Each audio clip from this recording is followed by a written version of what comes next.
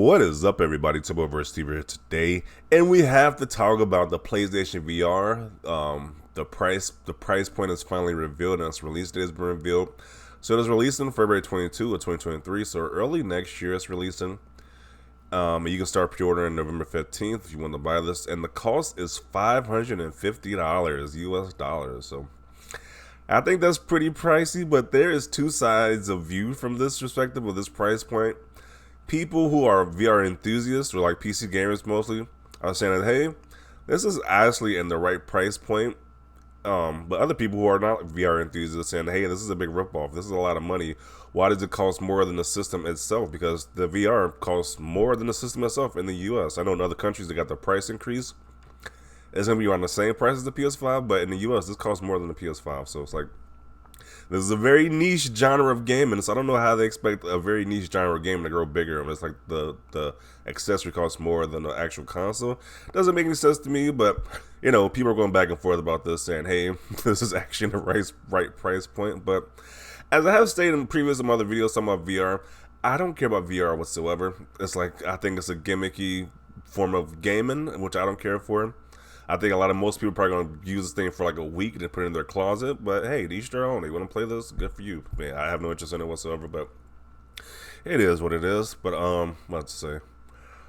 Oh yeah, I think it's pretty pricey.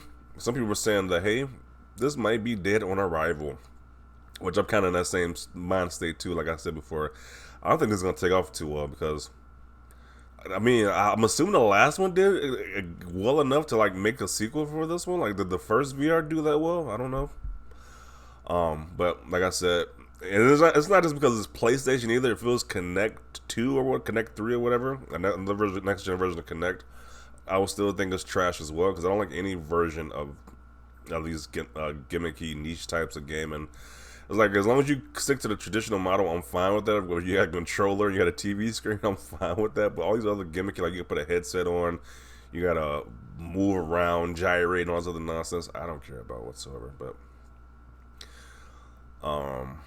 whoever came in with that price was on meth. I think that price is kind of insane. But you know, Sony don't want to lose money on hardware. It seems like I don't know. They might be losing money on this. I don't know, but they definitely are not in the business to lose money at all because Sony guys will celebrate that Microsoft said they announced that they're losing money on each Xbox console, but it's like, at the end of the day, I don't care if it's a consumer. I don't care if they're losing money. It's like, as a consumer, I'm worried about saving money. So Microsoft was losing money on each console. It's like a win for the gamers. They could have just increased the price by a lot more to make the negate that cost, but that was another thing that happened. People were celebrating that Microsoft was losing money on each console, but it's like, I thought they all lose money on each console to begin with, then they make money on the software and subscription services. But way too expensive for a system that doesn't work without a PS5. This is not going to sell well.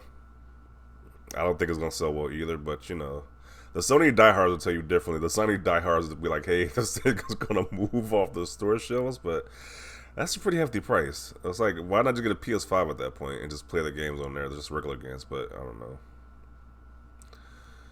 know. Gifts? Wow. I know he's talking about with this tweet right here, but I'm not even about to read that. That's hilarious. What a ripoff.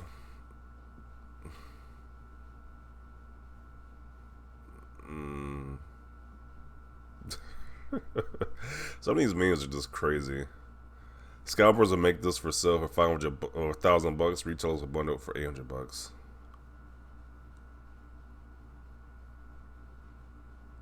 Funny how nobody cared that MetaQuest Pro was announced for $1,500. See, that's apparently another VR headset that costs $1,500. That's ridiculous. I would never pay that much for a VR gaming. Like, I don't know. Maybe if it goes for up to $1,500, that's kind of crazy in my opinion. But I don't know. That's kind of crazy. People are paying that much for a whole niche genre of gaming like that. It's like, yeah. So if you like following other VR stuff, this is kind of on par with other stuff. But it's just like, it's way too much for this niche genre of gaming. I'm pretty sure, like I said, most people are probably gonna play it for a week, then they're gonna put it in their closet somewhere. So I don't know. It costs more than a PS5 disc version. Launch price equals L dead on arrival. This guy says, "Let's go." Okay. I swear you never criticized Sony such as Sony asks. So they're going back and forth in the comment section already. This guy says Xbox got no games. What does this even have to do with Xbox? I don't know. But you know, they gotta put Xbox got no games when it's like a whole thing talking about Sony's newest hardware. But you know, Xbox has to be mentioned. You keep winning and it's not fair. I want to see these same people hyped about this actually buy this nonsense and play it for longer than a week, because there's a lot of people hyped about this. Let's see if they're actually going to play this VR system and play it for more than a month at that. I won't be buying this simply because it's too expensive for me right now, because the actual product itself is too expensive for the quality you get. People really need to learn the difference. Okay. Been thinking more about the price, and it's not just high, it is outrageously high. Let's remember the primary drawback: the PSVR is only usable with a PS5. Yeah, that is true. Despite they are changing they are charging the same or more than their competitors that are relatively open. Yeah, and I was seeing some dumb comparisons people were making too, because people were saying, "Hey, this costs more than the system." So people were saying, "Hey, the Xbox 2 TB drive costs more than Xbox Series S," as a gotcha moment. When it's like, really? Most people are probably using their hard drives from the last Xbox One generation. Like, I'm using that, so that's a dumb argument people are trying to use. And see, we got you right here. The Xbox hard drive costs more than the system itself, so this isn't anything new where the accessories cost more than the console. But it's like, who really? You don't really need to buy a hard drive this generation. We got one from last generation. You don't need to buy another one.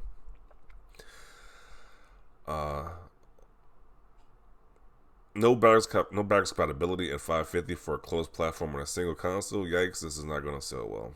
Yeah, because if you were really into VR, when you just have it on PC instead, like, you probably get the most games on that system right there. But PlayStation, has no backwards compatibility, so you can't play the previous PlayStation VR games. You're going to play the new ones on the PS5, and it's going to be a small amount of games for that price point right there. I don't know.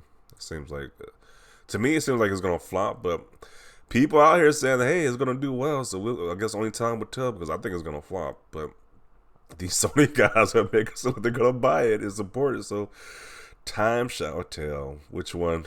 Was it all cap? Were these Sony guys all cap and they're not going to buy it or support it? Or will it be like how most people are saying it's going to be? It's going to be a flop, so who knows? Not a bad price for what it offers. Officially the cheapest high-end VR headset on the market. Ignore the noise. Most people who are upset either don't care for VR or weren't buying it anyways. Ignore them. Okay.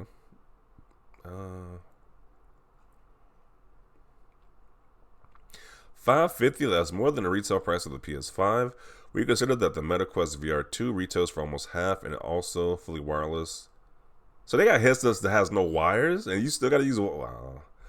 If I was into VR, I'll at least go for the one that has no wires whatsoever, because I can see that being a big hassle. You got to keep dealing with these wires attached to it. So,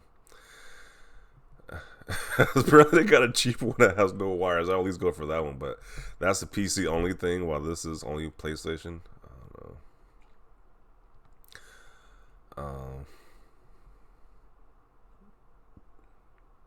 So let me get this straight. PlayStation 550 plus tax for the PSVR 2, which I'm sure has amazing tech. For PS5 in order to use the PSVR 2, so the grand total with tax is almost $1,200 with no games. You don't get no game with it? Oh, wow, that's a lot of money. It costs more than the PS5. Remember, not 24 hours ago, I said Sony was out of touch. Yeah, it's worse than I thought. Instead, take that money and go buy a Steam Deck. People really think a next-gen VR bundle with 2 next-gen controllers would be dirt cheap. Yeah, so it's pretty mixed opinions. It's not like one way or another. Like, people are definitely battling out on which one, their different perspectives, because it's definitely not a one-sided viewpoint right here. So it's interesting. Like I said, only time will tell. With these people who saying that this price point is not that cheap, will it actually do well, or will it flop like other most people are saying? So, like I say, time will tell.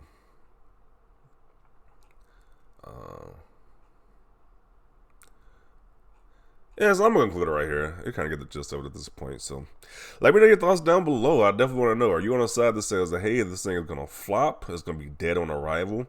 Are you on the side that says, hey, this isn't that bad for VR technology, it's gonna do well? Definitely want to see your thoughts down below. leave a like for this video. And as always, thanks for watching, and peace.